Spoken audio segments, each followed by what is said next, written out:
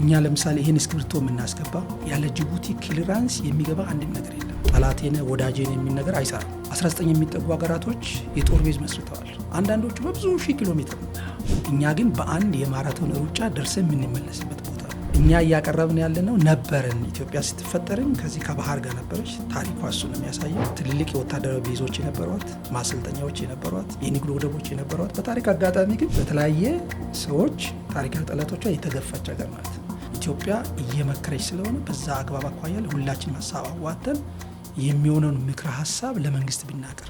ኢትዮጵያ የጦርነት ከመከሰቱ በፊት አረንጓዴ ኢኮኖሚ ላይ የጀመረቻቸው ስራዎች አሉ። ናፍጣ ፍለጋ ሰዎቹ 3-4 ቀን ሊቆዩ ይችላል። ሁለት የትራንስፖርት ወጪ ሊጨምር ይችላል። የመሀል የፖለቲካል አፕሮች የመሀል የኢኮኖሚ የምንመራበት መንገድ እሱ ጥሩ ነው። እንደ ትውልድን በማያሻግሩ ሀሳብ ነው የምንጨቃጨቀው።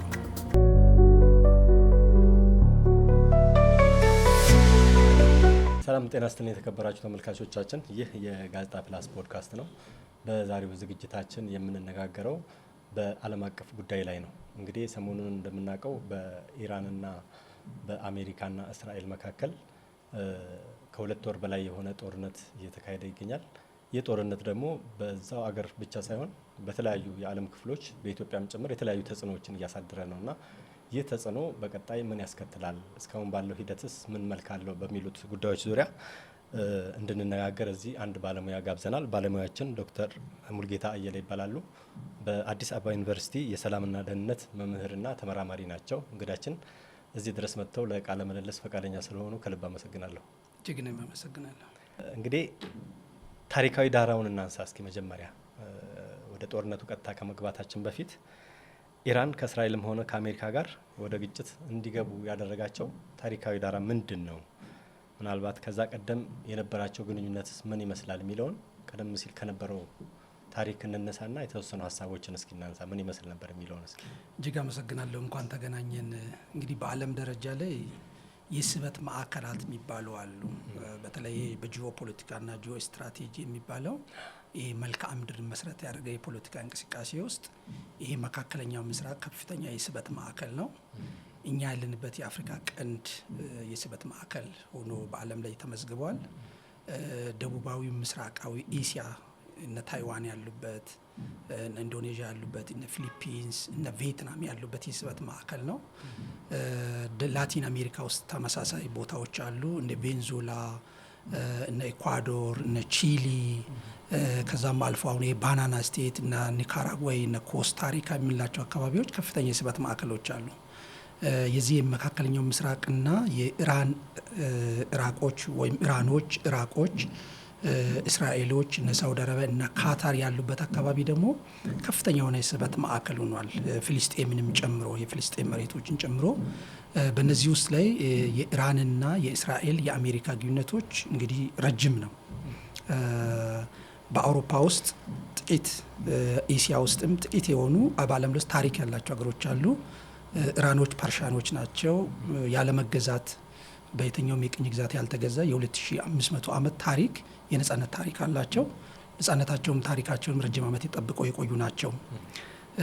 እያለ ቆይቶ የኢራን አብዮት ከሚባለው በፊት የኢራን አብዮት ከመከሰቱ በፊት እስራኤልም አሜሪካንም ጥሩ ግንኙነት የነበራቸው ሀገሮች ናቸው።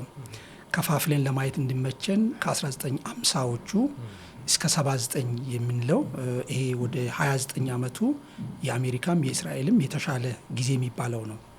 በዛ ጊዜ ውስጥ ኢራን በምትተዳደር የነበረው በንጉስ ነው።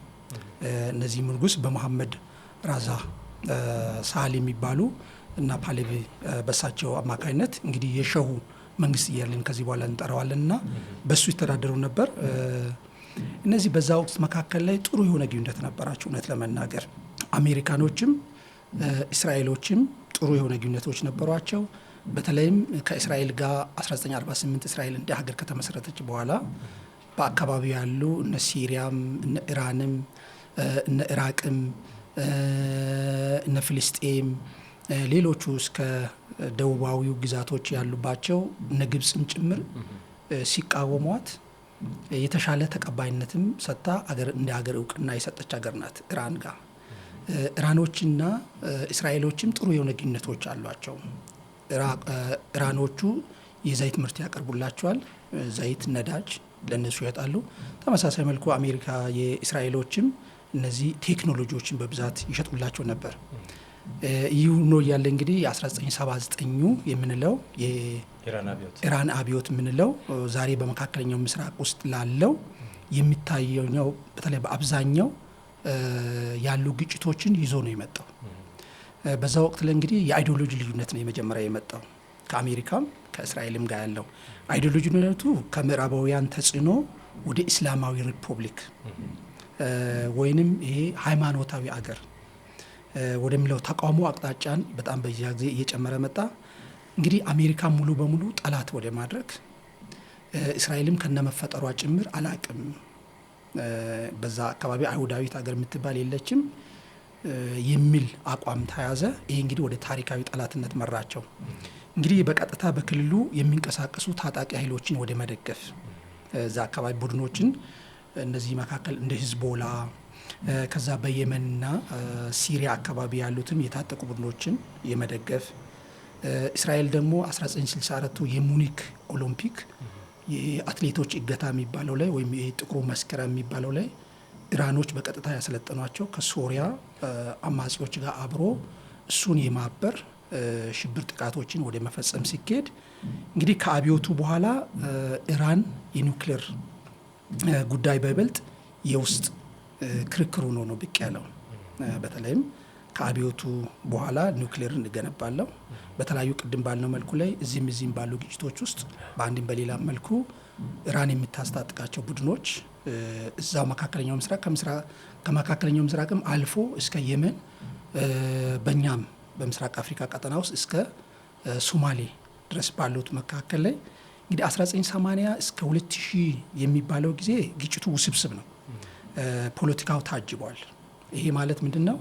ኢራኖች ኢራቅን በመውረር የኢራቅና ኢራን ጦርነት በሚባለው ላይ አሜሪካም እስራኤልን ኢራቅን መደገፍ ከዛ በኋላ ደግሞ እንግዲህ ጦርነቱ አሰልቺ ነው። በኋላ አካባቢ ያለ ድርድር ያለቀ ጦርነት ነው። ምክንያቱም ሁለቱም ሀገሮች ተዳክመዋሉና እሱ ላይ በተለይ ከ1980 እስከ 2000 ባለው ውስጥ ኢኮኖሚው ማዕቀቦችን ወደ መጣል ሂደዋሉ። እነዚህ ምዕራባውያን አሜሪካን ጨምሮ እስራኤልም ከ2010 እስከ ዛሬ ያለው ደግሞ የዚህ የ16 ዓመቱ ለኢራን እና በመካከለኛው ምስራቅ ውስጥ በዓለም ፖለቲካም የውጥረት ጊዜ ነው። የውጥረት ጊዜ የምንላቸው መካከል አንዱ የውክልና ጦርነት ነው የተካሄደው ነው። የፕሮክሲ ዋር የምንለው በይበልጥ ከዛም ቀጥቶ አልፎ ከኒውክሌር መልስ ያሉትን በቀጥታ ጦርነት መጀመሪያ ፕሮክሲ ዋሮች ነበሩ በእነዚህ ሀገሮች ሲሪያ ላይም ሌሎች አካባቢ ላይም። ከዛ ቀጥቶ እርስ በራሳቸው ደግሞ በቀጥታ ጦርነት አደረጉ። ያ ማለት ከኒውክሌር መልስ ያለው ጦርነት ነውና ኢራን እንግዲህ በሊባኖስ ውስጥ ያሉትን ሂዝቦላን መደገፍ፣ ሲሪያ ውስጥ ያሉትን በተመሳሳይ ኢራን ይሄ በተለይ ሲሪያ ውስጥ የነበሩት የበሻር አልአሳድ መንግስት በቀጥታ መደገፍ፣ ጋዛ ውስጥ ተመሳሳይ መልኩ ሀማሲን መደገፍ እና ኢራቅ፣ የመን አሁን ኢራቅና የመን አካባቢ ያሉትን እነዚህ ታጣቂ ቡድኖችን በመደገፍ በይበልጥ ተጠናክሮ ወጣ።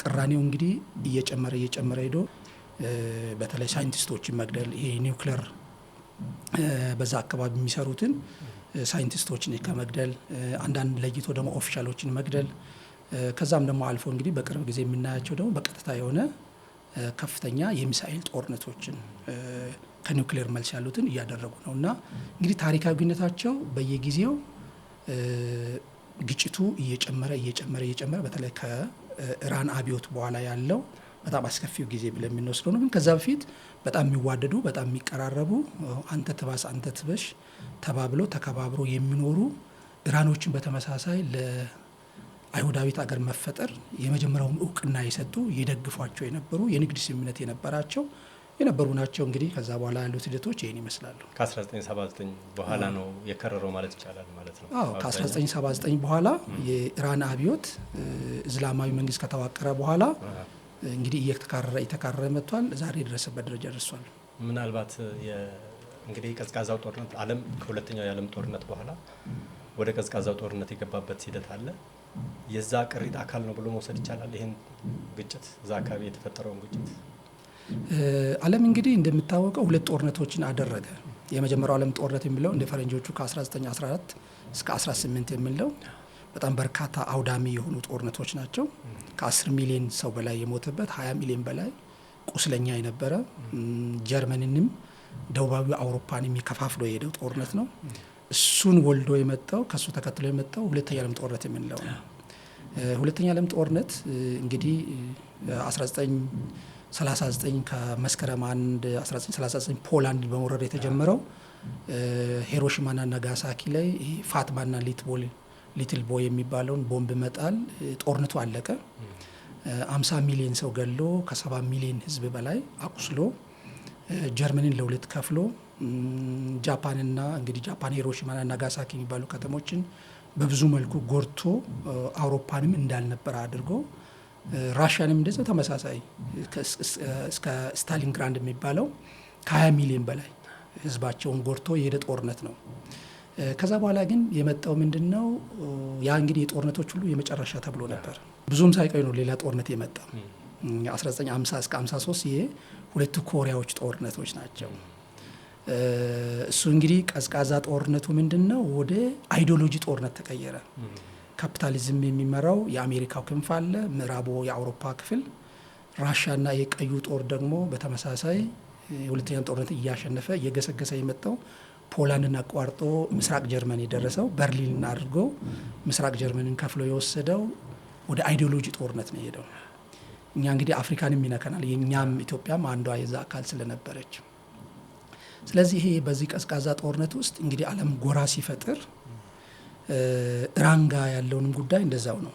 ምክንያቱም የምስራቁ ክፍል የሚባለው ፖላንድ፣ ኢስቶኒያ፣ ሊቱዌኒያ፣ ሩማኒያ፣ ቡልጋሪያ ብሎ ብዙዎቹ አውሮፓ ሀገሮች የዛ ናቸው። መካከለኛው ምስራቅ ያሉት ሀገሮች ብዙዎቹ የዛ አይነት ድጋፍ አላቸው እና ኢራኖችም ተመሳሳይ ወደ ራሽያ የተጠጋ አይዲዮሎጂ ሂደቶችን ያራምዱ ነበር። እንግዲህ በቀዝቃዛው ጦርነት ውስጥ በመከላከል ምስራቁ የፖለቲካ የሚባለው እስካሁን ድረስ የሚታይ ተጨባጭ የሆነ ተጽዕኖ ያለው ነው። የሀገራት አሰላለፍም በተመሳሳይ አሊ የምንለው እስካሁን ድረስ ተጠናክሮ ቀጥሏል። በዛው መጠን አሜሪካ ከአንድ ወገን የምትወግነው፣ ሁለተኛው ደግሞ የራሻ የሚባለው ራሻን መስተዳድርጎ ምናልባት ቻይናም ወደዛው ወደ ራሻ ጎራ፣ ሰሜን ኮሪያም እንደዛው። ስለዚህ ሶቪየት ህብረቶች የኢራን እንደ አንድ አጋር ሀገር ሆነው በቀዝቃዛ ጦርነት ጊዜ በብዙ መልኩ ሲረዳዱ ቆይተዋል። አሜሪካኖችም ተመሳሳይ ማዕቀብ ውስጥ ጥሉባቸው ቆዩ። ከዛ ዘመን የነበረው እንግዲህ ፕሮክሲ ዋር ነው በብዛት የነበረው። ያ ፕሮክሲ ዋር ወይም የውክልና ጦርነት ላይ ኢራን ሁሉም ቦታ አለችበት። ይሄ ኒውክሌር ለፋብሪካ ኒውክሌር ለማመንጨት የሚትሄድበት መንገድ፣ ትላልቅ እነዚህ የተከለከሉ አገር አቋራጭ ሚሳኤሎችን ለማምረት የሚትሄድባቸው መንገዶች፣ ብዙዎቹ ቴክኖሎጂዎች እንግዲህ ከምስራቁ ዓለም የወሰዱት ነው። ያ ነገር እንግዲህ ራሽያኖቹ የሚደግፏቸው ዝም ብሎም አይደለም። ብዙ የሰው ቁጥር አላቸው። ታሪካዊ ሀገር ነው።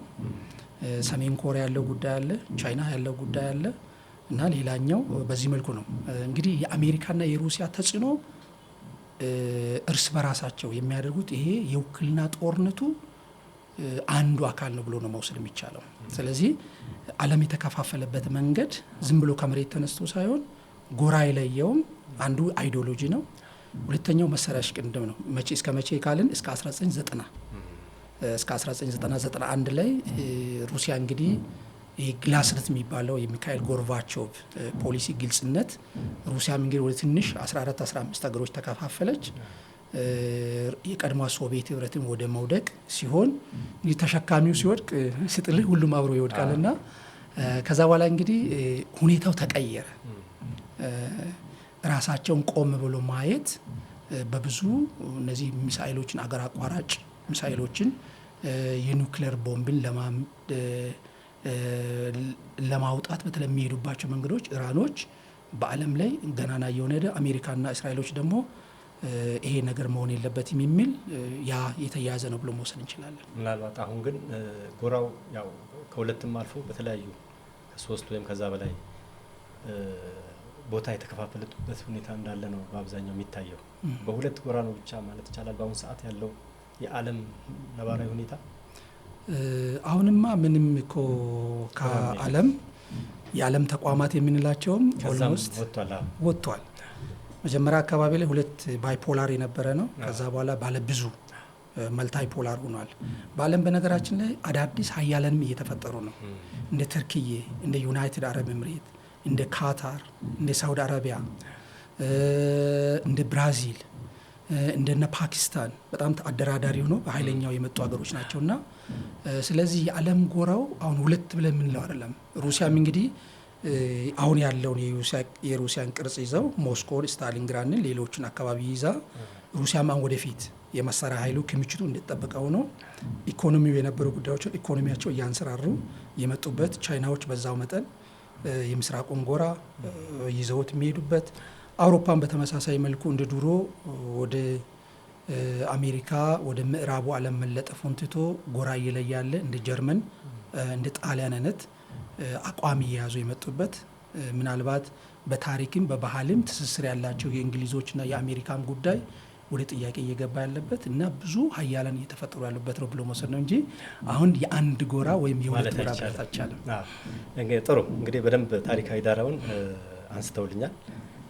ይሄ ከሆነ ዘንዳ በአሁኑ ወቅት እንግዲህ ተጽዕኖ በዓለም ላይ ከፍተኛ ነው። እንግዲህ አሁን ይሄ ጦርነት ከተጀመረ በኋላ እንኳን በራሳችንም ሀገር የምናየው ነገር አለ። በተለይ ከኢኮኖሚ አንጻር የምናያቸው ነገሮች አሉ። በተለያዩ የዓለም ክፍሎች ደግሞ እየተፈጠሩ ያሉ ችግሮች እንዳሉ በተለያዩ አጋጣሚዎች ይሰማሉ እና ይሄ ጦርነት እንደው ይበልጥ ተጎጂ የሆኑ ሀገራት የትኞቹ ናቸው?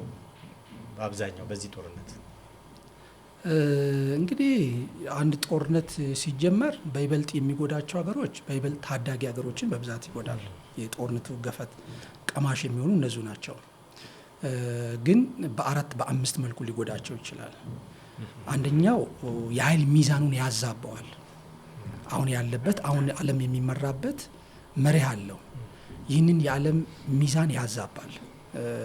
በመርህ የሚመራ ወይንም አሁን ጠላቴነ ወዳጄነ የሚል ነገር አይሰራም እዚህ ቦታ ላይ። ምክንያቱም ጨዋታውን የሚጫወተው በብዛት ኢኮኖሚው ስለሆነ ኢኮኖሚው በማንኛውም ረገድ ኢተገማች ሆኗል ዓለም። ስለዚህ እንዲህ አይነት ትልቅ ጦርነቶች ሲከሰቱ ምናልባት ሀያላኖቹ አስበውበት ነው። ጦርነት ምን የሚያክል ጎጂ ቢሆንም ጥቅምም አለው። ለምሳሌ በጦርነት የሚያድጉ ሀገሮች አሉ። አሁን ሁለተኛ የዓለም ጦርነት አሜሪካንን በይበልጥ አውጥቷታል፣ አሳድጓታል።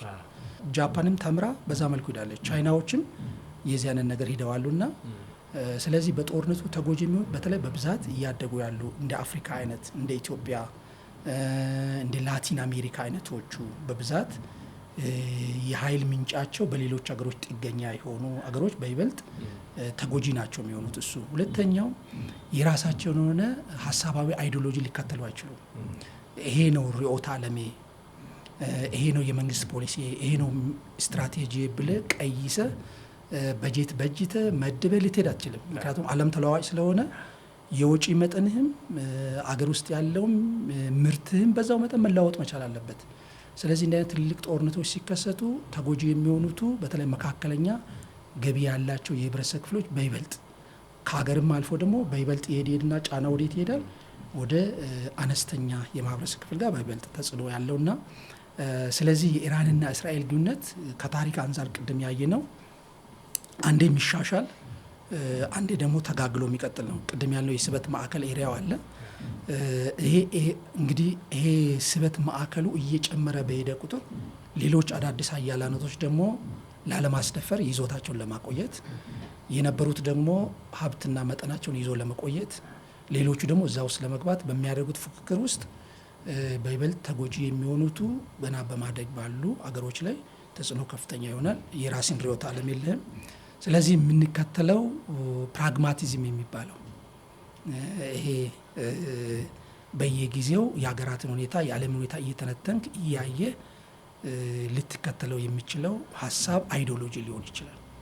ምናልባት አሁን ይሄ ጦርነት በዓለም ላይ የዓለምን የኃይል ሚዛን ሊቀይረው የሚችልበት እድል ይኖር ይሆን? እንግዲህ በሁለተኛው ዓለም ጦርነት እነማን እንደተለወጡ አይተናል በዛ ጦርነት ውስጥ እና አንዳንዶቹ አድገው ይመጣሉ፣ አንዳንዶቹ ደግሞ ተጎጂ የሚሆኑበት ሁኔታ አለና ይሄ ወዴት ይወስዳል ብለህ ትገምታለህ አንተ? ማለት እንግዲህ የግጭት የዓለምን ኃይል ሚዛን መቀየሩ ግድ ነው።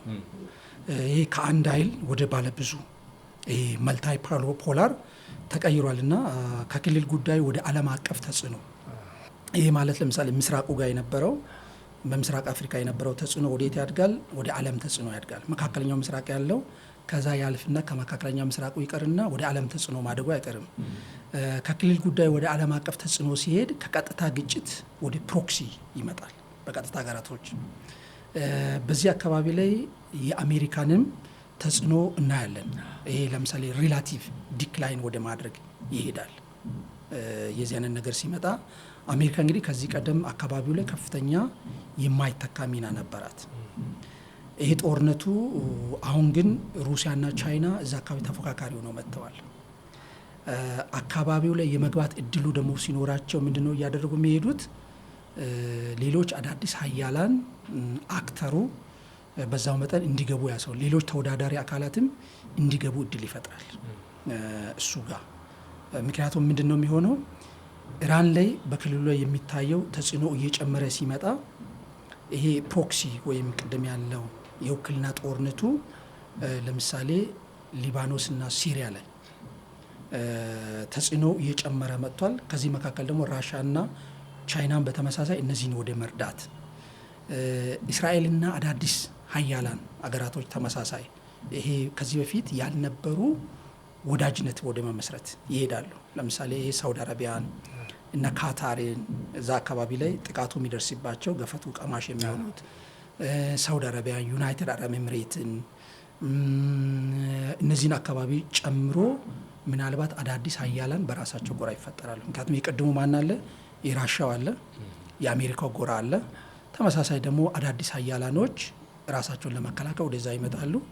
እሱ ሲሆን የኃይል ሚዛኑ ወደ ብዙ እየመጣ ከክልል ጉዳይም ወደ ዓለም አቀፍ ተጽዕኖ እየተዘዋወረ ለምሳሌ ነዳጅ ኢኮኖሚ ስለሆነ ግጭቱ እየጨመረ ሲመጣ የዓለም ኢኮኖሚው ይናወጣል። ሀገራ አዳዲስ የኢነርጂ ምንጮችን እንፈልጋለን እንደ ሀገር እንደ ዓለም ሕዝብ። እንግዲህ ቅድም ያልነው የቻይናና የሩሲያው ኢኮኖሚ መስክ ተፈላጊነቱ እየጨመረ ይመጣል በዛ አካባቢ ላይ።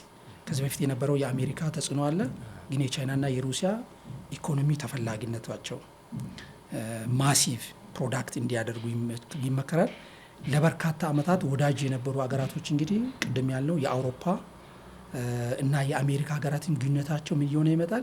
እንደገና ቆም ብሎ ወደ ማሰብ። ምክንያቱም አሜሪካኖቹ ወደ ጦርነቱ ሲገቡ አውሮፓ ኔቶ ያግዘናል የሚልም እይታ ነበራቸው። በግጥ ወደ በኋላ አካባቢ ላይ የዛን ጊዜ ምን ሆነ? ያው እንግዲህ ጦርነቱን የጀመራችሁ እናንተው ናችሁ፣ እናንተው ተወጡት አይነት ነው እና ያለው እንግዲህ ይሄ ነገር አላየንም እስከዛሬ ድረስ። አሜሪካኖች ባደረጓቸው ሁሉም ጦርነቶች አውሮፓ ይሳተፉ ነበር። አሜሪካኖች ማዕቀብ በሚጥሉበት ጊዜ ተከትለው አውሮፓ ማዕቀብ ይጥላል። ይህን ቅርብ ጊዜ ራሻ ዩክሬን ጦርነት ላይ አይተናል። አሁን ያለው ግን ሚዛኑ ተለወጠ። በቃ እናንተው ናችሁ የጀመራችሁት፣ እናንተው ጨርሱ፣ እኛ በጉዳዩ ላይ የለንበትም። አዳዲስ እይታዎች እንዲመጡ እያስቻለ ነው። ይህ ዓለም እንግዲህ ከዩኒፖላር ወደ መልቲ ፖላር እየተለወጠ መሆኑን ያመለክተናል።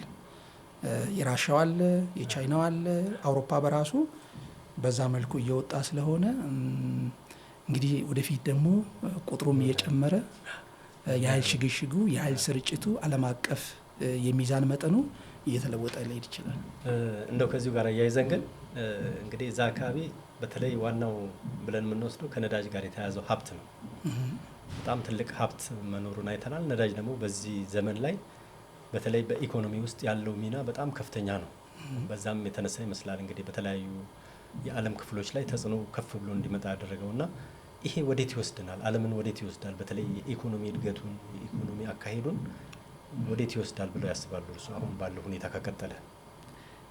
ኢራን እንግዲህ እንደምታውቀው ከዓለማችን ከፍተኛ የነዳጅ ዘይት አቅራቢ ሀገር ናት። እንግዲህ እሱ ብቻም ሳይሆን ቅድም ያለው የመልክዓ ምድር አቀማመጧ ተፈጥሮዋ ብዙ መተላለፊያ በተለይም ከገልፍ ኦፍ ኦማን እስከ ገልፍ ኦፍ ፐርሻ እስከምንለው እነዚህ ሆርሙዝ ስትሬት ይሄ 20% የዓለማችን የነዳጅ ተሸካሚ መርከቦች የሚተላለፉበት መስመር ነው። ይሄ እንግዲህ ጂኦፖለቲካና ጂኦ ስትራቴጂ የሚጠቅመው ለዚህ ነው። ትልቁ የዓለም ከዚህ በፊት የነበረው የጂኦፖለቲካና ጂኦ ስትራቴጂ የዓለማችን የፖለቲካ ፉክክር ማዕከል ነበር። አሁን ሁኔታው ተለውጧል። ምን ሆኗል? እነዚህ የዘይ መተላለፊያዎችን በበላይነት መያዝ፣ የሳይበር ጎራዎችን በበላይነት መያዝ፣ የትልቅ የጦር ቤዞችን በበላይነት መያዝ፣ የሳይበር ጎራዎችን መያዝ ትልቁ አዲሱ የጂኦፖለቲካና ጂኦ ስትራቴጂ የፉክክር ሚዛን ሆኖ መጥቷል በዓለማችን ላይ። አሁንም የታየው በአሁኑ ጦርነት በእስራኤል በኢራንና በአሜሪካ ጦርነት የታየው ይሄ የሆርሙዝ ሰርጥን ሆርሙዝ ስትሬትን በበላይነት መቆጣጠር ነው። ስለዚህ እሱ አካባቢ እንግዲህ የኃይል ሚዛኑን ቀይሮታል። የኃይል አቅራቦት ላይ ተጽዕኖ በጣም ጨምሯል። የነዳጅ ዋጋ እንግዲህ ከዚህ በፊት ከነበረው የመጓጓዣ ወጪ የኃይል እንግዲህ የነዳጅ ዋጋ ሲጨምር የመጓጓዣ ወጪዎች ይጨምራሉ። የመጓጓዣ ወጪ ጨመረ ማለት ደግሞ የምርት እና የሸቀጦች ዋጋ ይጨምራል። ያ ደግሞ ቀስ እያለ ሄዶ ተጽዕኖ ከፍተኛ ይሆናል።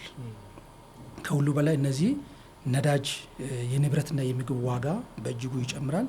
በድምሩ የኑሮ ውድነትን ያመጣል። ወደ መንግስትም ጋር ስንመጣ ብዙ አገሮች የነዳጅ ምርትን ከሌላ ሀገር ስለሚያስገቡ የበጀት ጫና አለው።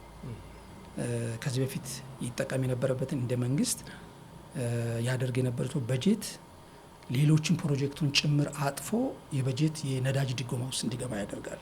ስለዚህ የነዳጅ ጫናው ይህ ሰብሲዳይዝ የማድረጉ ሂደት ውስጥ መንግስታቶች እየገቡ ሲሄዱ የዓለም የኢኮኖሚ እድገቱ በብዙ መልኩ ይነካዋል። በአንድም በሌላም መልኩ እንደሚታወቀው ሁለተኛ ዓለም ጦርነት ልክ እንዳለቀ ብዙ ሀገሮች ውስጥ የኢኮኖሚ ጫና ከፍተኛ ነበረ። ያ ማለት የንግድ ግንኙነቱ ባላንስ፣ የኢምፖርትና ኤክስፖርት አይተሞች የባላንስ ጉዳይ ነው። ይሄኛው ግን ከዛ አልፎ አንዱ አካባቢ ላይ የተነሳው ጦርነት፣ ግጭት ሌላውን የዓለም የኢኮኖሚ ሁኔታ ይነካል። ምክንያቱም ነዳጅ የኢኮኖሚ ሁሉ የሞተር አንቀሳቃሽ ነው የሚባለው ለዚህ ነው። ስለዚህ የነዳጅ ዋጋ ሲጨምር ኢንዱስትሪዎች የሚያመርቷቸውን የምርት መጠን እየቀነሰ ይሄዳል። እሱ እየቀነሰ ብቻ ሳይሆን አንዳንዶቹ ደግሞ በቂ የሆነ ነዳጅ ካላገኙ ሊዘጉ ይችላሉ። መዝጋታቸው ደግሞ ስራ አጥነትን ጭምር ያመጣል። ምክንያቱም ብዙ ወዛደር በዛ ፋብሪካ በዛ ኢንዱስትሪ የሚተዳደር ህዝብ አለና፣ ስለዚህ ተጽዕኖ በአንድም በሌላም መልኩ በተለያየ መልኩ እንደ መንግስት ይነካል፣ እንደ ማህበረሰብ፣ እንደ ግለሰብ ድረስ ተጽዕኖ ከፍ ያለ ነው። የገለጽከው ነገር ነው። በተለይ የነዳጅ ገበያና የኃይል አቅርቦት ላይ ጦርነቱ የፈጠረው ተጽዕኖ አለ። የተባበሩት መንግስታት እና የመሳሰሉ ተቋማት፣ ዓለም አቀፍ ተቋማት ከዚህ ጋር ተያይዞ ምንድን ነው ሚናቸው መሆን ያለበት? አሁን ላይ በተለይ ያው በእርግጥ ጦርነቱ የተወሰኑ ኃይሎች ጦርነት እንደሆነ ይታወቃል። ቀደም አንተም አንስተዋል። እና አሜሪካ መጀመሪያ ባሰቡት ልክ ሌሎች የተባበሩበት ሁኔታ የለም። ግን የተባበሩት መንግስታት ወይም ዓለም አቀፍ ተቋማት ምንድን ነው ሚናቸው መሆን ያለበት? አሁን ላይ እንዲህ አይነት ችግሮች ሌላ ችግር ከማስከተላቸው በፊት የማስቆም ኃይል ወይም ደግሞ አቅም ማጋ ነው በአሁኑ ሰዓት ያለው? ምንስ የሚፈጠር ይመስልሃል? በአንተ እይታ አሁን ይሄ ጦርነት ወዴት የሚወስደን ይመስልሃል? እንግዲህ ዲፕሎማሲያዊ ውይይት ነው እንግዲህ ከተባበሩት መንግስታት የምንጠብቀው። አሁን ዲፕሎማሲያዊ ውይይት ሲባል አገራቶች ቀርቦ እንዲነጋገሩ የማድረግ ሂደት ነው የሚሆነው እና ይህ ግን በአብዛኛው አሁን ሰርቷል ማለት አይቻልም። አሁን ባለው የዓለም ሁነት በአብዛኛው እንግዲህ እሱ ላይ የተባበሩት መንግስታት ሊያደርግ የሚችለው ይሄ ሴኩሪቲ ካውንስል የደህንነት ምክር ቤቱ ከቅርብ ጊዜ ወዲህ እንግዲህ ድምፅ ያሰማል። ተነጋገሩ፣ ተቀራረቡ የሚል ከቴሌቪዥን ያለፈ ከጋዜጣ ያለፈ እንግዲህ ስልጣን ያላቸው ሀገራቶች በይበልጥ በተለይ የቬቶ ፓወር ያላቸው ድምፅን በድምፅ የመሻር አቅም አላቸው። ሴኩሪቲ ካውንስል ውስጥም በተለይ ሀያላኑ ወደ ግጭት ሲገቡ የማድረግ አቅሙ በጣም አነስተኛ ነው። ግን ምን ማድረግ ይጠበቅበት ነበር? አንደኛው ሚዲዬሽን ነው ሊያደርግ የሚችለው። ይሄ ሚዲዬሽን ማለት እንግዲህ የማድረግ ስልጣን ነው የሚኖረው፣ አደራዳሪ አካል ነው። በመሆኑም ይህ ለምሳሌ አሁን ሲያደራድር ምንድን ነው የሚለው? እባካችሁኑ ተነጋገሩ፣ ተወያዩ፣ ግጭቶች ሰዎችን ይጎዳሉ፣ ዓለምን ኢኮኖሚ ይጎዳል፣ እንዲሁ ብትነጋገሩ ብትወያዩ የሚል ነገር ሊያደርግ ይችላል። እዛ ውስጥ መካከል ላይ እንዲህ አይነት ትልቅ ተቋማት ሰብአዊ እርዳታ ሊያቀርቡ ይችላሉ። ጋዛ ላይ ስላየን ምን የሚያክል እስራኤልን በማዕቀብ በተለያየ መልኩ ምንም አላደረጓትም። ግን ቢሆንም እንደ ሰብአዊ እርዳታን ሊያቀርብ ይችላል። ተጎጂዎች ጦርነቱ ባሉባቸው አካባቢዎች ላይ በአብዛኛው አካባቢዎች ላይ እርዳታ ሊያቀርብ ይችላል። የማስፈጸም ውስንነትም አለበት። እንደሚታወቀው የተባበሩት መንግስታት ድርጅት ውሳኔዎችን ቢያስተላልፍም ማን ነው የሚቀበለው? አገራቶቹ ካልተቀበሉት በተለይም በግድ ማስፈጸም አይችልም። የሚታወቅ ነገር ስለሆነ በክልል ሀያላን መካከል የሚደረጉ ጦርነቶች በይበልጥም እነዚህ ድምፅን በድምፅ የመሻር አቅም ያላቸው አገራቶች ሌሎችን ደሃ ሀገሮችን ወይም መካከለኛ ሀገሮችን ወረራ ሲፈጽሙ ብዙ ጊዜ ሲታደግ አናይም። በእርግጥ ያደረገባቸው ጊዜያቶች አሉ። የተባበሩት መንግስታት በማዕቀብ የቀጣቸው ሀገሮች አሉ። ጦር ያዘመተባቸው ሀገሮች አሉ። የጦር ቃል ኪዳን ድርጅቶቹ ደግሞ በተለያየ መልኩ በሀገራት ላይ ተጽዕኖ ሲያሳድሩ አይተናል። ይህ ድርጅት ግን አሁን ባለው ሁኔታ ውስጥ ሚናው እየቀነሰ ምክንያቱም አሁን የቪየትናምን ጦርነት እኮ አይተናል። ቪየትናም በዛን ጊዜ ያ ሁሉ ሲደረግ የኮሪያን ጦርነት አይተናል። ከሁለተኛው ጦርነት በኋላ የኮሶቮን አይተናል። ለምሳሌ አሁን የኮሶቮን ማስቆም ሲፈልጉ የዩጎዝላቪያ የሚባለውን ጦርነት ያስቆሙበት ደረጃ አለ።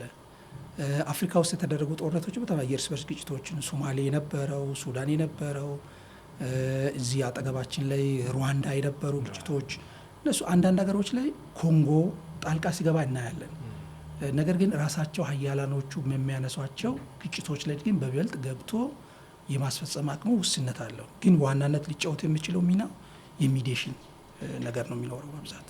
ባህር በር ጉዳይ ይነሳል እና በዓለም ኢኮኖሚ ፖለቲካ ላይ እንዲህ አይነት የባህር በር መኖር ምን ያህል ተጽዕኖ እያሳደረ ነው በዚህ ዘመን ላይ? አሁን ጦርነቱ የሚካሄድበት አካባቢ ስናይ በአብዛኛው ከውሃ አካላት ጋር የተገናኘ ነው። የጦርነቱ ማዕከል አሁን ቅድም አንተ ያነሳው የስበት ማዕከሉ ያለባቸው ኤሪያዎች ከውሃ ጋር የተገናኘ ናቸው። አንደኛው ነዳጅ ነው፣ ሌላው ደግሞ ከውሃ ጋር የተገናኘ ነው ብለህ ታስባለህ አንተ? እንግዲህ አገራት የባህር በር ወደብ ዓለም ላይ እንግዲህ ወደ 44 ሀገራት የሚጠጉ የባህር ወደብ የሌላቸው ሉዓላዊ የሆኑ በዓለም ላይ ካሉን ሉዓላዊ በተባበሩት መንግስታት ከተዘገቡ 195 ሀገሮች ውስጥ ወደ 44 ሀገሮች የሚጠጉ የባህር ወደብ የላቸውም። ወይንም የንግድ ወደቦቻቸውን በቀጥታ ባህርን መሰረት አድርገው አክሰስ አያደርጉ። እኛ ጋም ስንመጣ ወደ ምስራቅ አፍሪካም ስንመጣ 5 የሚጠጉ ሀገሮች አሉ። አንዳንዶቹ በብዙ ርቀት ሄደው ይጠቀማሉ።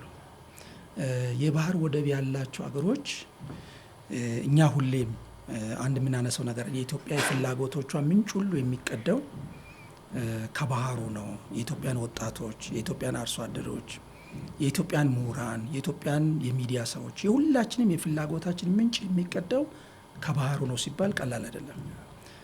ምክንያቱም ባህር ወደብ ያላቸው ሀገሮች አክሰስ ቱ ሲ ያላቸው ሀገሮች የሴኩሪቲ ደህንነት ኢሹ አላቸው። እኛ ለምሳሌ ይህን እስክሪብቶ የምናስገባ ከፍተኛ የጦር መሳሪያ እቃ የምናስገባ ያለ ጅቡቲ ክሊራንስ የሚገባ አንድም ነገር የለም። ያለ ጅቡቲ ክሊራንስ ልናስገባ የምንችለው አንድም ነገር የለንም። ይሄ ነገር የብሔራዊ ጥቅም ጉዳይ ነው።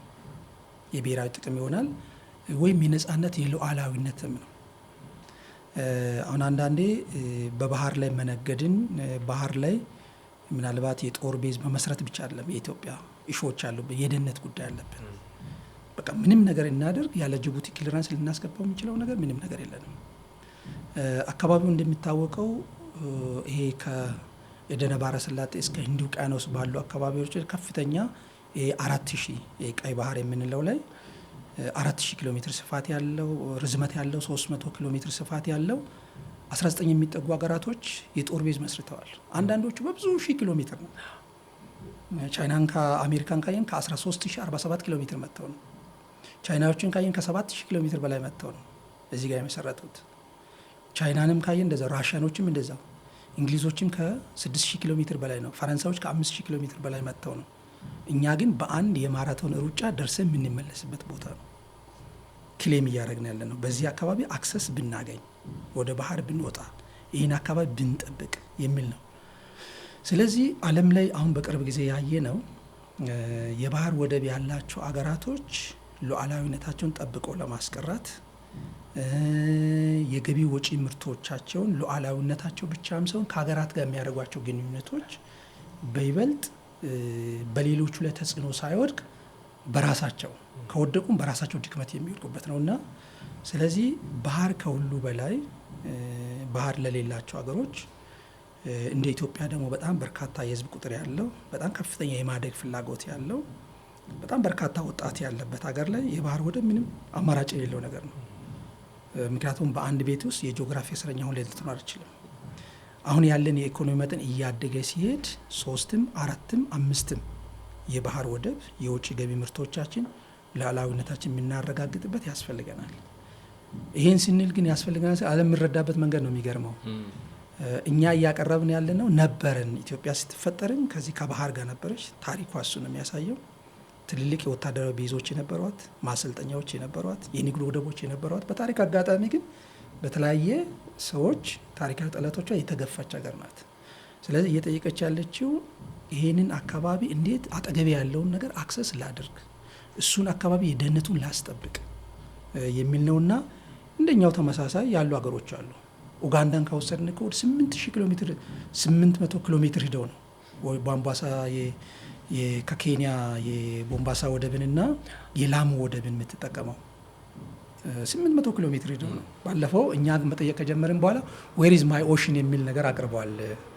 እንግዲህ ፕሬዚደንት ሙሴቬኒ ባህሬ የት ነው አጠገብ ያለ? ምክንያቱም 800 ኪሎ ሜትር ሄደው ነው። በየጊዜው ደግሞ የታሪፍ ወጪዎቹ ይጨምራሉ። እኛ ግን በዓለም የዲፕሎማሲ ሕግ በሰጠው መቀበልም አገራት በሚያገኙባቸው የዓለም ሕግጋቶች አክሰስ እናደርግ የሚል ጥያቄ ቀርቧል። ይህን ስናደርግ ግን ቅድም እንዳልነው እንዲህ አይነት ነገር ዓለም ላይ ተጽዕኖ ሲመጣ እንዲህ አይነት ዓለም አቀፋዊ ቀውሶች ሲገጥሙ አገራቶች ሉዓላዊነታቸውን ያረጋግጡ፣ እኛ ደግሞ በይበልጥ ሉዓላዊነት ብቻም ሳይሆን ከልምዳችን ተነስተን አካባቢው ላይ ብንወጣ ሰላምን የማስጠበቅ ቅድም የምንለው እዛ አካባቢ ያለው ሲፒሬስ አሁን የባህር ውንብድና ነው። አሁን ከሁቱ አማጽያን ከየመን የሚመጡትን የማስታገስ ያን አካባቢ የመቆጣጠር ምክንያቱም ከማሊ ተነስተን እስከ ሶማሌ ድረስ ያሉ አገራቶች ፍራጃይል ስቴት ነው የሚባሉት በሰላምና ደህንነት ምርምር ውስጥ። ይሄ ማለት ለመፍረስ መንግስቶቻቸው አካባቢውን ለመቆጣጠር በጣም አነስተኛውን አቅም ያላቸው ናቸው። ስለዚህ ምን ያደርጋል? ያን አካባቢ ኢትዮጵያ አክሰስ ቢታደርግ የመቆጣጠር አገራቶችን የማገዝ ሂደቱ በጣም በይበልጥ ለዓለም ይሄ የአደባባይ ሀቅ ስለሆነ በዛ ደረጃ ለመረዳት ይቻላል። ምናልባት አፍሪካውያን በተለየ ሁኔታ በተለይ ኢትዮጵያም በተለየ ሁኔታ ቅድም አንስተዋል። ከዚህ ጦርነት ምን ያህል ተጎጂ እየሆነች ነው አሁን ባለው ነባራዊ ሁኔታ የሚለውን እስኪ እናንሳ እንደ አፍሪካ፣ ከዛ ደግሞ ኢትዮጵያ ምን ያህል ተጎጂ እየሆነች ነው በዚህ ጦርነት የሚለው። እንግዲህ የኢኮኖሚ ተጽዕኖ ከፍተኛ ነው። በአብዛኛው በተለይ የአፍሪካ ሀገራት የራሳቸው የሚለው ነዳጅ በርካታዎቹ ሀገራቶች ነዳጅ ከውጭ ነው የሚያስገቡት። የኑሮ ውድነቱ ይጨምራል። በተለይ ቅድም ያለው የትራንስፖርት የምግብ ዋጋ ያሻቅባል። ጦርነቱ እየጨመረ ከሄደ ደግሞ ምናልባትም አልፎ የስዊዝ ካናልንና የቀይ ባህርን አካባቢ መዝጋት እድልም አለው። በነገራችን ላይ በአብዛኛው ሀገራት እንግዲህ ድሀ እንደመሆናቸው መጠን የመጀመሪያ ተጎጂ የሚሆኑት እነሱ ናቸው። ምክንያቱም ነዳጅ የሚያመጡት ከውጭ ነው። የራሳቸው በርካታ ሀገሮች የራሳቸው ነዳጅ ምርት የላቸውም። በከረንሲ ገዝተው ነው በውጭ ምንዛሪ ገዝተው የሚያመጡ ነው። ግጭቱ እየጨመረ ደግሞ በተመሳሳይ ከመጣ በአብዛኛው የውጭ ሀገራት ኢንቨስትመንቶች ኢንቨስት የሚያደርጉ ሰዎች የውጭ ሀገሮች ናቸው። ከአፍሪካ ሊወጡ ይችላሉ። በጣም በርካታ ኢንቨስተሮች ከአፍሪካ ወጡ ማለት በተመሳሳይ መልኩ የስራ አጥ ቁጥሩ እጅግ በጣም እየጨመረ ይሄዳል። ያ ደግሞ በመጠኑም ቢሆን የተረጋጋው ይሄ የስደት ሁማን ማይግሬሽኑ እጅግ በጣም እየጨመረ ይሄዳል። የዓለምን ቀውስ እየጨመረ ነው የሚሄደው። ዓለም ያንን ይቆጣጠረዋል ወይ? እሱ ብዙ አስጊ ነው። ምክንያቱም ከ1 ቢሊዮን በላይ ያለው የህዝብ ቁጥር ያለው አፍሪካ 3 ሚሊዮን እኮ የራሽያ ስደተኛንም አውሮፓ መቆጣጠር የዩክሬንን ስደተኛ እኮ መቆጣጠር አቅቶታል። ስለዚህ አፍሪካ እንዲረጋጋ ማድረግ በሚቻለው መጠን ለጦርነቱ መቋጫ ማግኘት ተገቢ ነው የሚሆነው። በሁለት መልኩ ከፋፍልን ብናየው በደህንነት ጉዳይ ላይ ካየነው አፍሪካ ኢራን እንደሚታወቀው እንግዲህ በአካባቢው ካሉ ቡድኖች ላይ ከፍተኛ የሆነ ወታደራዊ ስልጠናዎችን ትሰጣለች። ሶማሌ ላይ ያለው ጉዳይ አለ። ሱዳን ያለው የታጠቁ ቡድኖችን የመደገፍ ሂደቶቹ ባለፉት በርካታ ዓመታት ታይቷል። እነዚህ ግጭቶች ቀስ በቀስ ወደ ቀጠናዊ ግጭት ሊሸጋገሩ ይችላሉ። በደህንነት ጉዳይ ካየ ነው። ምክንያቱም የኢራን ጥቂት አመታቶች ያየ ነው እዚህ ሱዳን ላይ ያለውንም ሶማሌ ላለውንም የሸማቂ ቡድኖችን የሽብርተኛ ቡድኖችን በአንድም በሌላ መልኩ በመሳሪያም በገንዘብ ኃይልም በስልጣንም የመደገፍ ነገር አይተናል። ጦርነቱ እየበዛ ሲመጣ የዛ አይነት ነገር ይመጣል።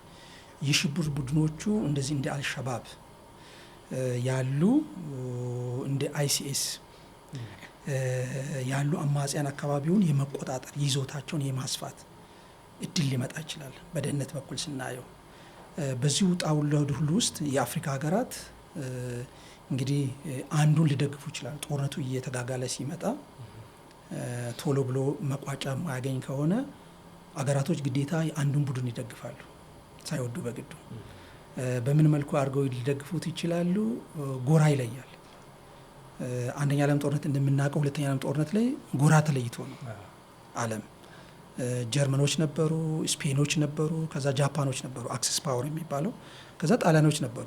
ሌላው ዓለም በተመሳሳይ በጎራ ለይተው ነው እና አፍሪካ ውስጥ ያሉ አገራቶችም ግማሹ የኢራንን፣ የራሻን፣ የቻይናን ወገን ፕሮክሲም ቢሆን የመደገፍ ሁለተኛው ደግሞ የአሜሪካን በኩል የሚጠጉ ቡድኖች ይህን የመደገፍ ያ ቀስ ብሎ አገራዊ ተቋም አለን። አካባቢያዊ ተቋማቶች ጥያቄ ውስጥ ሊገቡ ይችላል። ለምሳሌ አፍሪካ ህብረት በአንድ ጥላ የማሰባሰብ አደጋ ሊገጥመው ይችላል የአፍሪካውያን ሉዓላዊ የሆኑ አገራቶችን።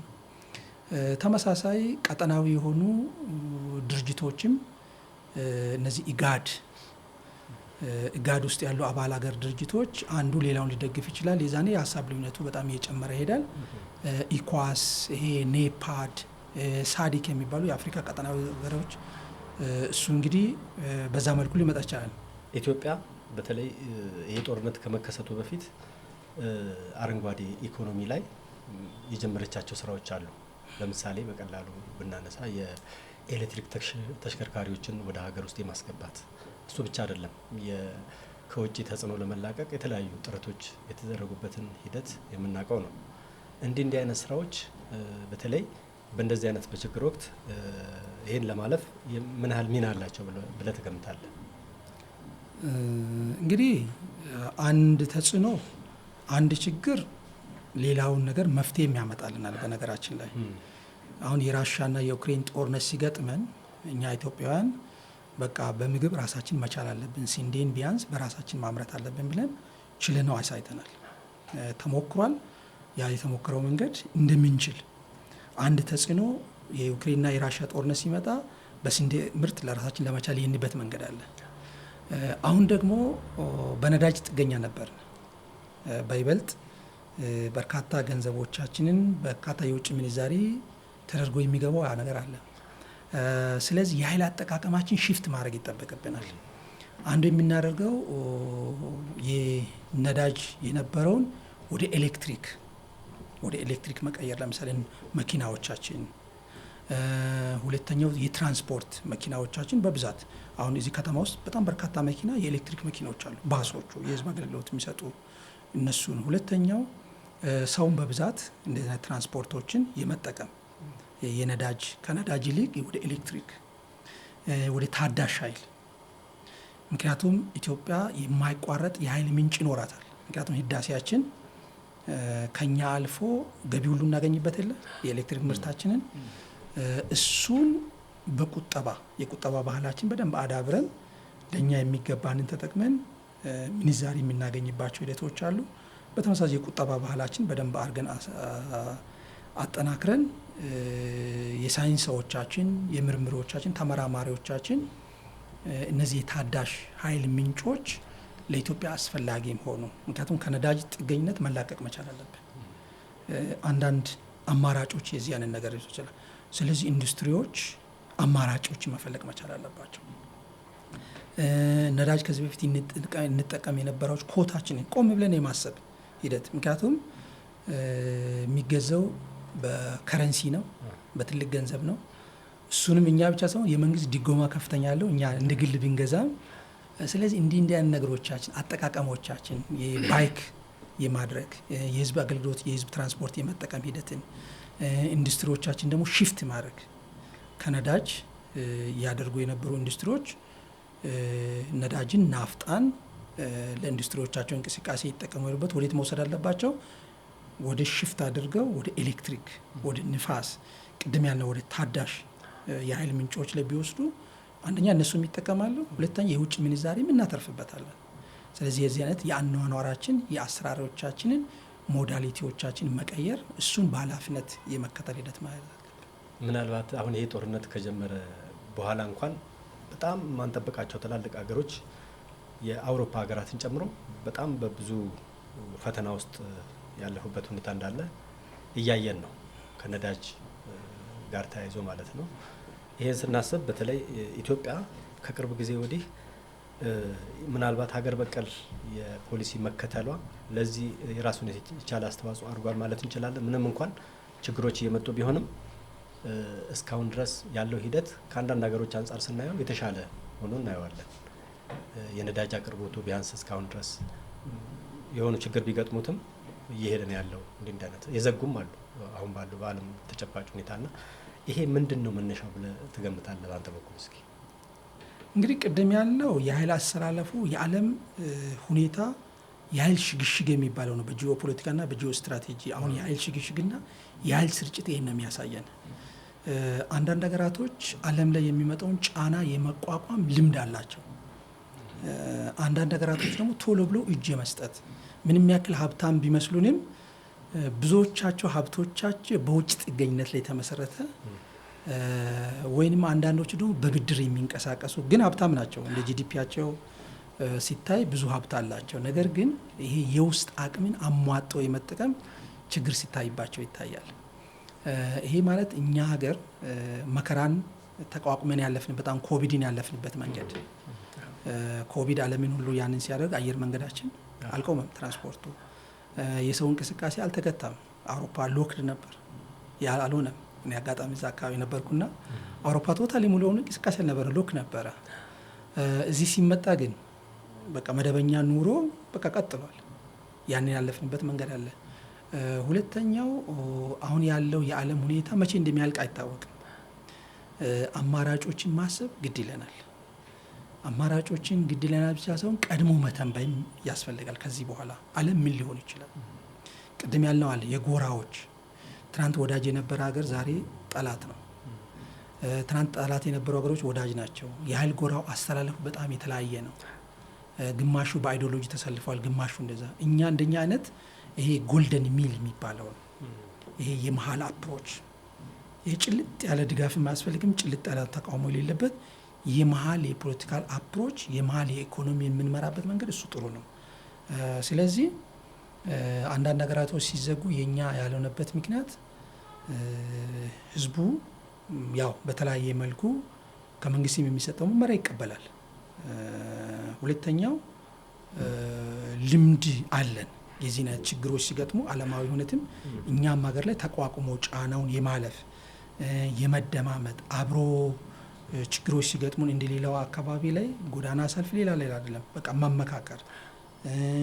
ይሄ የሞራል ኢንስቲትዩሽኖቻችን ተቋማቶቹ የሚገነቡበት መንገድ፣ ወጣቶቻችን ትልቆችን የመስማት አገር ያለበት ሁኔታ መረዳት፣ ይሄ በሚዲያው በሚኒስትሪሙ ሚዲያዎች የሚታደርጓቸው ዘገባዎቹ፣ ምክንያቱም ለህዝቡ እውቀት ለመስጠት መረጃ ለመስጠት የሚደረጉ ሂደቶች ህዝባችን እንዲረጋጋ፣ እንደዚህ ችግሮች ሲገጥሙ መከራን የምናልፍባቸው መንገዶች እንዲቀይስ፣ ጫናዎች እንዲቋቋም።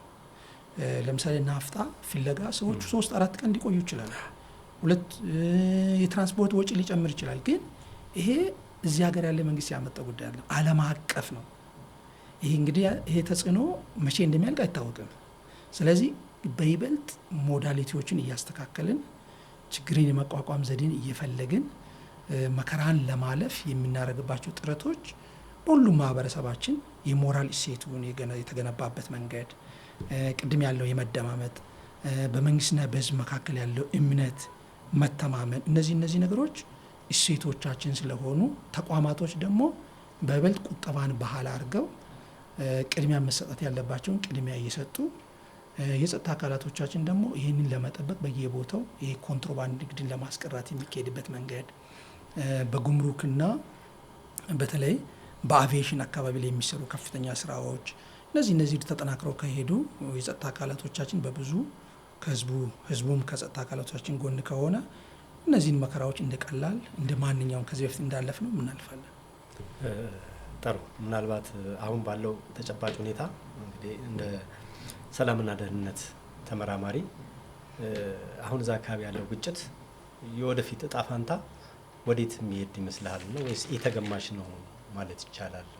በአንተ እይታ ምንድን ነው የሚከሰተው የሚል አስተያየት አለ አንተ? እንግዲህ ግጭት ብዙ ጊዜ አሁን ያለው ግጭት ሁለት አይነት እይታ ብናይ ጥሩ ነው። ታሪክ እንደሚያሳየው ግጭቶች እንግዲህ እንዴት ነው ሊወገዱ የሚችሉት? በምን ሁኔታ ሊሆን ይችላል? በታሪክ ደረጃ ለምንድን ነው መስለው ይሄ ጦርነት ሊቀጥል ይችላል ወይስ ማብቂያ ያለው ካልን 3-4 ነገር ብናይ ጥሩ ነው። የመጀመሪያው ጦርነቱ ብዙ ላይቀጥል ይችላል። ምክንያቱም በድርድር በኔጎሽዬሽን ሊያልቅ ይችላል እና በቀጥታም ይሁን በአገናኝ አካላቶች ተቀራርበው መነጋገር ብዙ ጦርነቶችን ከዚህ በፊት አስቀይርቷል። በጦርነት ምክንያቱም እየተነጋገሩ ነው አሜሪካኖቹ።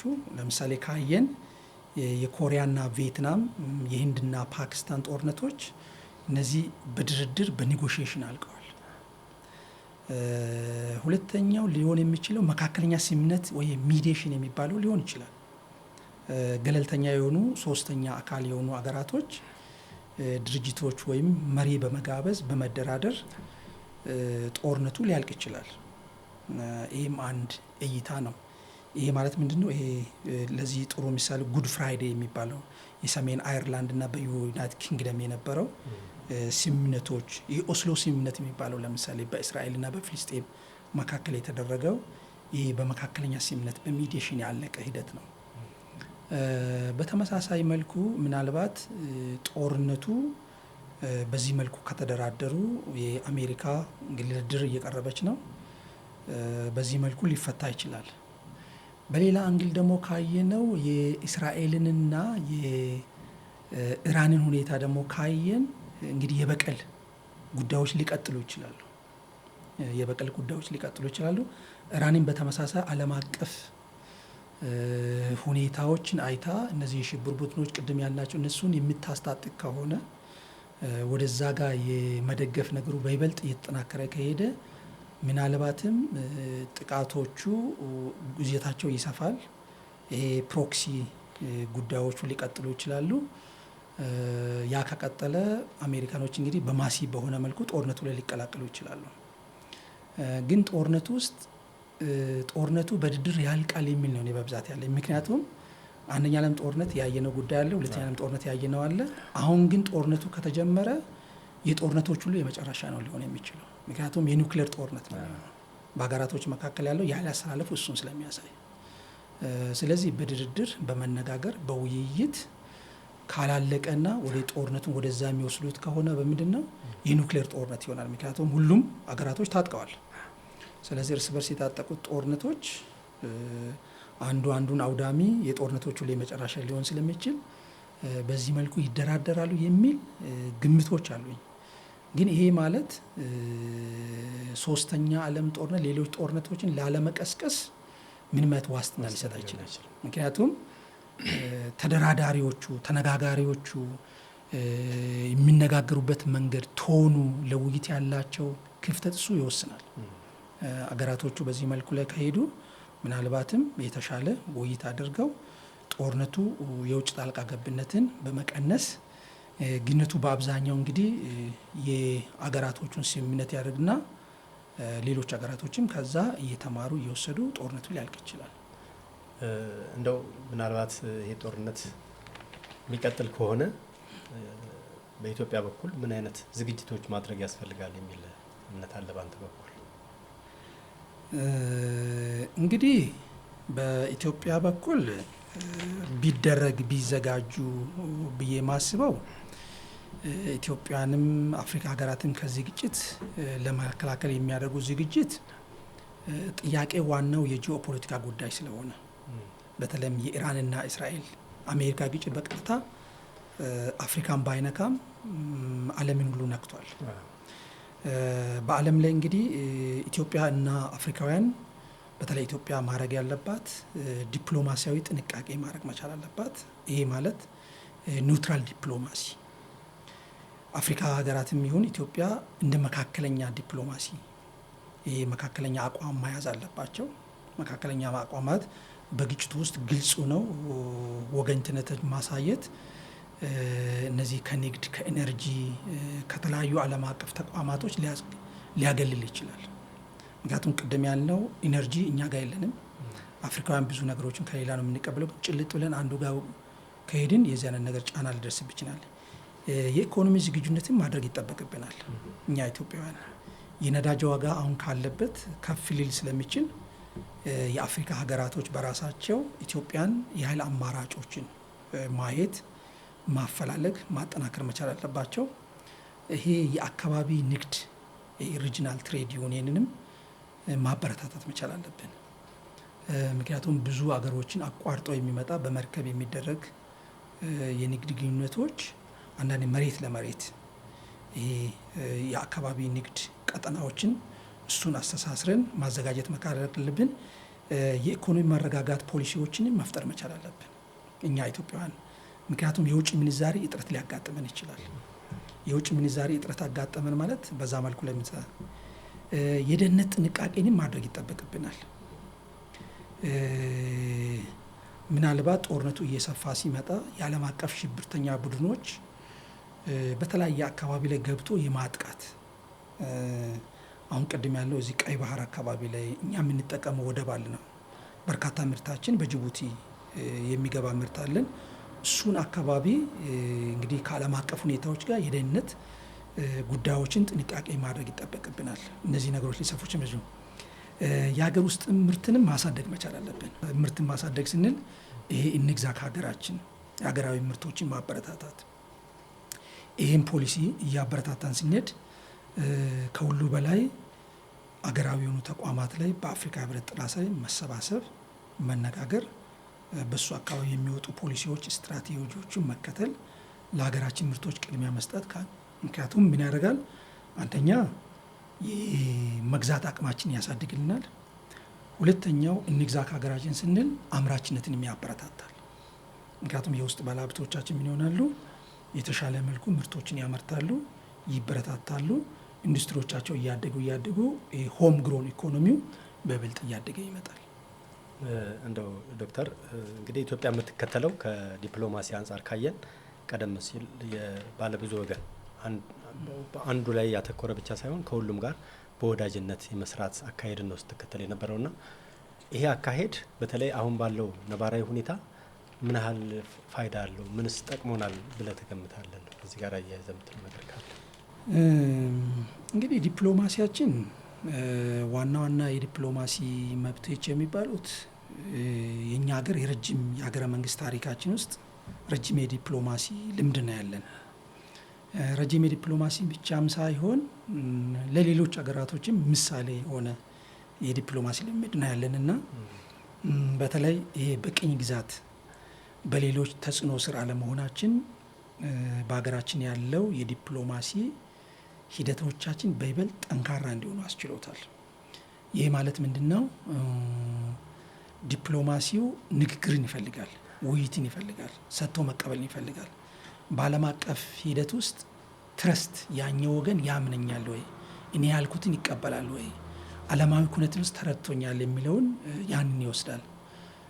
ስለዚህ ኢትዮጵያ እስካሁን ባለው ሂደት ውስጥ ገለልተኛ ናት። የትኛውንም ወገን ወግና አታውቅም። በየትኛውም ሀገር ላይ ወግና የትኛውም ሀገር ጣልቃ ገብታ አታውቅምና በዚህ ሂደት ውስጥ እንዲህ አይነት ዓለም አቀፍ ግጭቶች ሲከሰቱ የመሀል አማራጮችን መያዝ። ምክንያቱም ቅድም ያልነው ነገር አለ። ጦርነቱ መነሻው የኃይል ፉክክር ነው።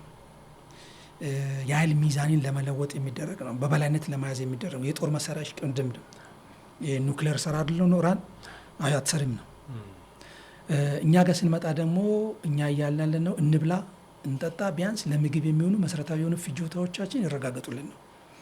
በቃ ኢትዮጵያውያንም የሚጠይቁት የኢትዮጵያ መንግስትም የኢትዮጵያ ዲፕሎማሲም እሱን ነው። ከማንኛውም ሀገር ጋር ሂደን ጭልጥ ያለ የተለጠፈ ወዳጅነት የለንም፣ ጭልጥ ያለ ደግሞ ተቃውሞ የለንም። ምክንያቱም ለስንዴ ምርታችን፣ ለአርሶ አደሮቻችን ማዳበሪያ፣ ከሁሉ በላይ ደግሞ ይሄን ድህነትን ለአንዴና ለመጨረሻ ጊዜ ታሪክ የሚያደርግ ፖሊሲና ስትራቴጂ ካለ እሱ ላይ ከሰራን እሱን የሚደግፈን የትኛውም ሀገር ይሁን የትኛውም ሀገር እርሻችን የሚያዘምነን ከሆነ፣ ቴክኖሎጂ የሚሰጥን ከሆነ፣ ቱሪዝማችን የሚያሰምንልን ከሆነ፣ ወጣቶቻችን ወስዶ የሚያሰለጥልን ከሆነ፣ የስራ እድል የሚፈጥርልን ከሆነ የሀገር ለኛ ወዳጅነት አለው። ስለዚህ መሪዎቻችን መሆን ያለበት የኢትዮጵያ መርህ እስካሁን የመጣንበት በዓለም ደረጃ ላይ የትኛውም ሀገር ተፈርጀን እዚህኛው ጎራለን የሚለን የለንም። ሞክረን አይተነዋል። አሁን በኃይለሥላሴ ዘመን ምዕራቡ ላይ በጭራሽ ሄደን አይተናል። በኢህአዴግም ዘመን አይተናል። ምስራቁ ላይ ጭልጥ ብለን ሄደን አይተነዋል። ዓለም ደግሞ እኛን እንደምታውቀው አትችሉም፣ ይህን አታደርጉም፣ ይሄ ለእናንተ አይገባም ይለናል። ችለን ስንገኝ ስናደርገው ስንፈጽመው ግን ከማመስገን ይልቅ ያጣጥለናል። ስለዚህ እኛ ያለንበትን ሁኔታ በደንብ አውቆ አሁን የጀመርነው የኢኮኖሚ እድገታችን አለ፣ በዓለም አቀፍ ደረጃ ላይ ያለን ተሰሚነት አለ፣ አፍሪካውያን ወንድሞቻችን እህቶቻችን የሚቀበሉን አቀባበል አለ። እሱን በይበልጥ ካፒታላይዝ አድርገን ሄደን ህዝባችን ይዘን ወጣቶቻችን ደግሞ በብዙ ተግተው ሰርተው ነገ የሚለወጥ ሀገር ለሚያቋቁም ፖሊሲ ስትራቴጂ መንደፍ ነው እንጂ አንዱ ጋር ጭልጥ ብለ ኢትዮጵያ ይህ ታሪኳን ማያሳይም። አሁንም ያለው ሂደት እንደዛ ነው። ለምሳሌ ባለፉት 7 እና 8 ዓመት ከየትኛው ዓለም ነው ልትለኝ አትችልም። ምክንያቱም አሜሪካን ጋር አለን፣ አረብ ዓለም ጋር አለን፣ ምስራቁ ጋር አለን፣ አፍሪካ ወንድሞቻችን ጋር አለን፣ ቀጠናዊ የሆኑ ድርጅቶች ጋር አለን። ሁሉም ጋር ኢትዮጵያ አለች። ያም ነው ብዙ አገሮች የብዙ አገሮች ዲፕሎማሲያችን ብዙ አገሮች አምነው ከኢትዮጵያ እንማር፣ ኢትዮጵያ ብንሄድ ከኢትዮጵያ መሪዎች ጋር ብንነጋገር የሚል ነው ያለው። አሁን ሰሞኑ የሚደረጉት እኮ ሩጫዎቹ፣ ስፖርቱ፣ የብስክሌት ውድድሩ፣ ኢንተርናሽናል ለምሳሌ ፓና የአፍሪካ ሰሚቶችን ለማዘጋጀት የሚደረገው ጣሊያንና የአፍሪካን ሰሚት ለማድረግ የሚደረገው ይሄ የዲፕሎማሲ ውጤት ነው። በብዙ መልኩ አንድም ሀገር ዝም ብሎ አይመጣም።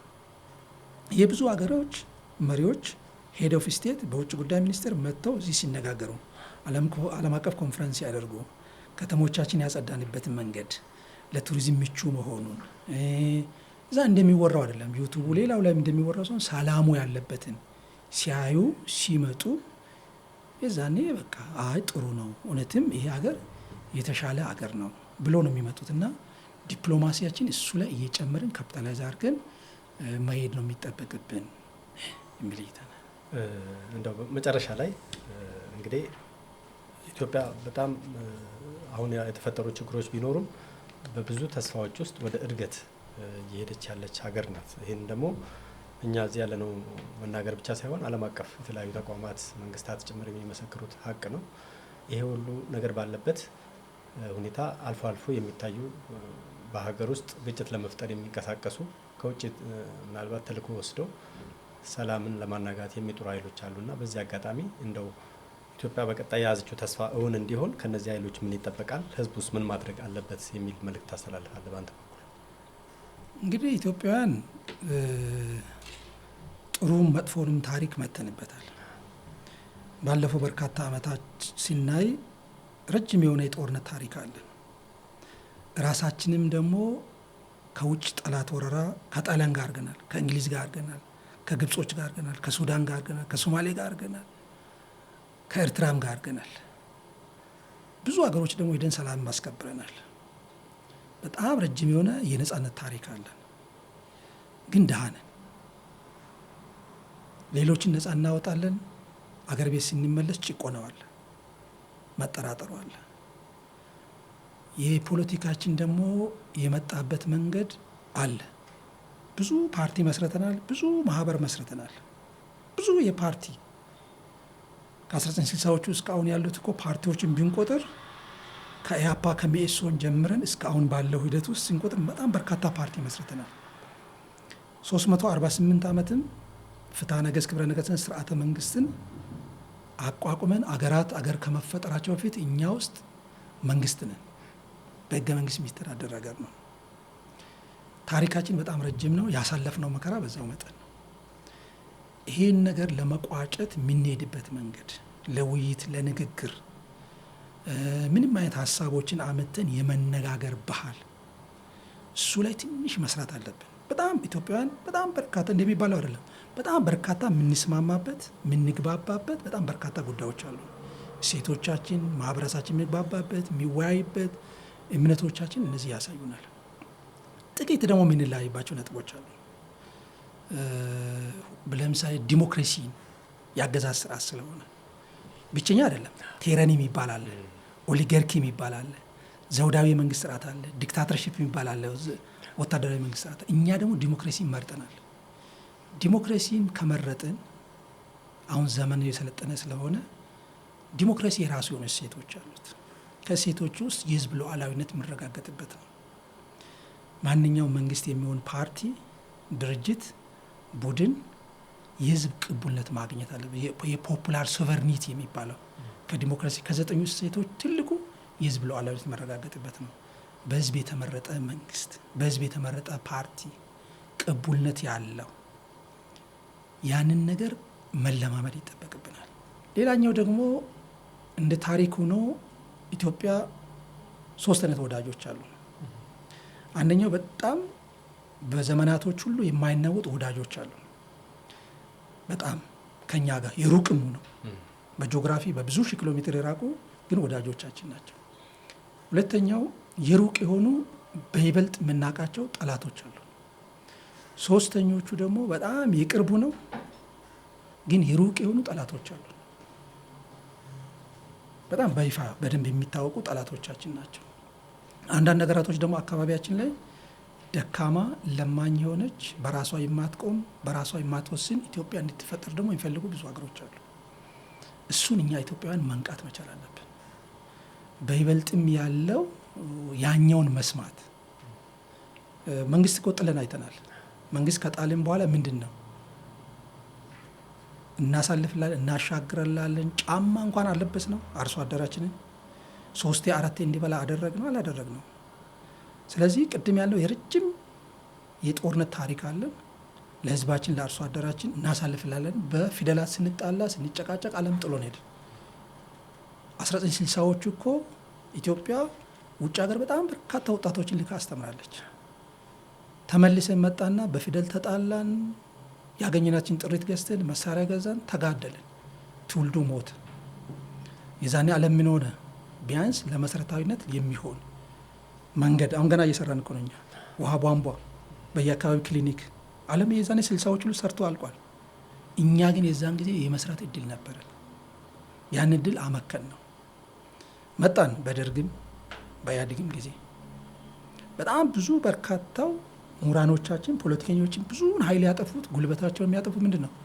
በብዙ ለሀገር በማይፈይዱ ጉዳዮች፣ ለሀገር በማይፈይዱ ብቻም ሳይሆን እንደ ትውልድን በማያሻግሩ ሀሳብ ነው የምንጨቃጨቀው። በፊደል እንጣላለን። በጣም በጥቂት ጉዳዮች ላይ እንጨቃጨቅና ከዛ መሳሪያ እንማዘዛለን። እሱን ታሪካችን የኛ ቢሆን እኛው ራሳችን እንጣላ ቤታችን ዘግተን፣ ግን የሌሎቹ ቅድም ያለው ደካማ የሆነች አገር እንድትፈጠር ይፈልጋሉ። እሱ ላይ የዛን ሀሳብ ተቀብለው የሚሄዱ ፓርቲዎች ይኖሩናል፣ ግለሰቦች ይኖራሉ፣ ውጭም ሀገር ያሉ ኢትዮጵያን ትውልደው ኢትዮጵያውያን የሆኑ። እሱ ላይ እኛ ትንሽ ብንቆጠብ፣ ሰብሰብ ብለን ብንነጋገር፣ እሱ ላይ ውይይቶች የተጀመሩበት መንገድ አለ። ኢትዮጵያ እየመከረች ስለሆነ በዛ አግባብ አኳያ ሁላችን ሀሳብ አዋተን የሚሆነውን ምክረ ሀሳብ ለመንግስት ብናቀርብ።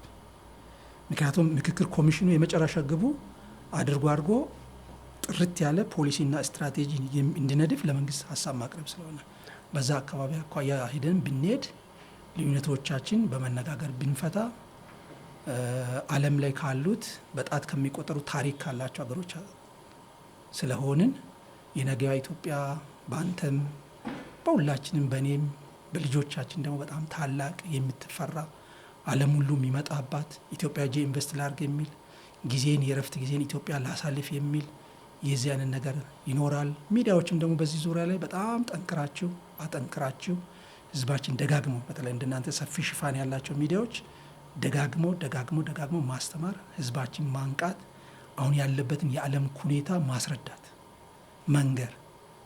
ያ ሲሆን እንግዲህ ነገዋ የምትፈጠረው ሀገር በጣም ተፈሪ የሆነች በጂኦ ፖለቲካው በጂኦ ስትራቴጂዋ በኃይል ሽግሽጉ በኃይል ስርጭቱ ዓለም አቀፍ ኩነቶችን የምትወስን ለአፍሪካና ለወንድሞቿ መመኪያ የሆነች አገር ትፈጠራለች የሚል እይታ ነው ያለኝ። እጅግ ከልብ እናመሰግናለን ዶክተር፣ እዚህ ድረስ መጥተህ እንዲህ አይነት ሰፋ ያለ ማብራሪያ ስለሰጠን በጋዜጣ ፕላስ ስም ከልብ አመሰግናለሁ። እኔም ደስታ ወደር የለውም ከእናንተ ጋር መቆየት። በጣም አመሰግናለሁ። የተከበራችሁ ተመልካቾቻችን የዛሬው ፖድካስት ዝግጅታችን ይህን ይመስል ነበረ። በሳምንት በሌሎች ዝግጅቶች እንገናኛለን። እስከዚያው ድረስ መልካም ቆይታ።